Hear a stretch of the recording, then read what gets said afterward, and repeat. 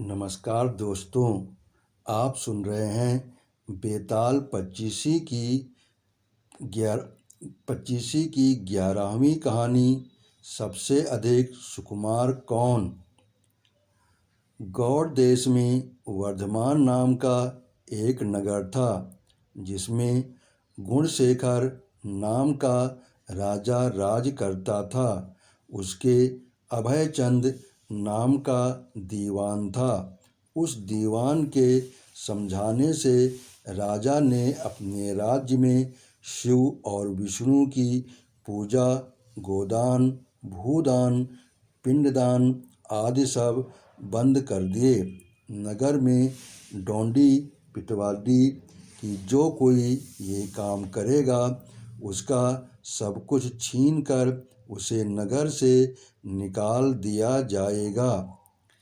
एक दिन दीवान ने कहा, महाराज, अगर कोई किसी को दुख पहुंचाता है और उसके प्राण लेता है तो पाप से उसका जन्म मरण नहीं छूटता, ये बार बार जन्म लेता और मरता है।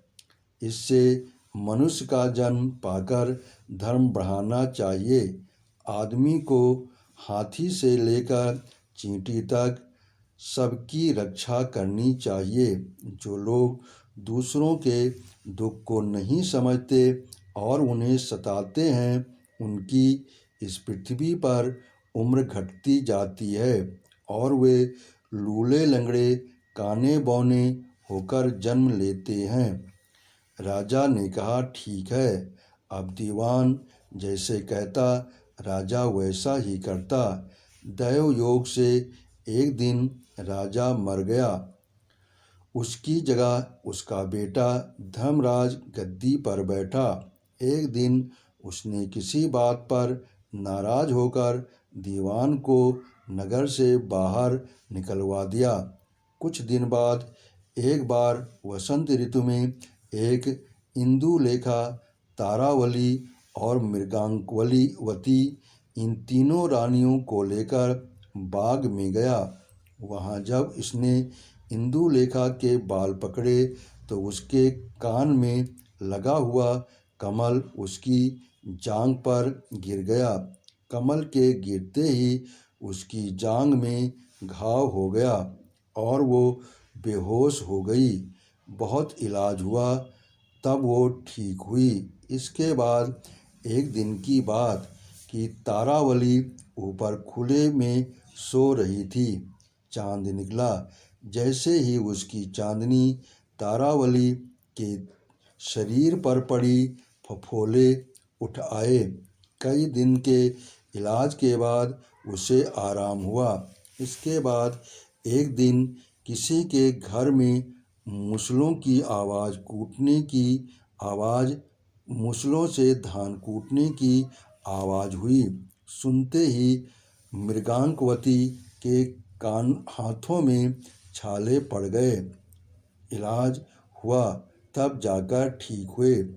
इतनी कथा सुनाकर बेताल ने पूछा, महाराज बताइए, इन तीनों में सबसे ज़्यादा कोमल कौन थी। राजा ने कहा, मृगांकवती, क्योंकि पहली दो के घाव और छाले कमल और चांदनी के छूने से हुए थे। तीसरी ने मूसल को छुआ भी नहीं और छाले पड़ गए, वही सबसे अधिक सुकुमार हुई।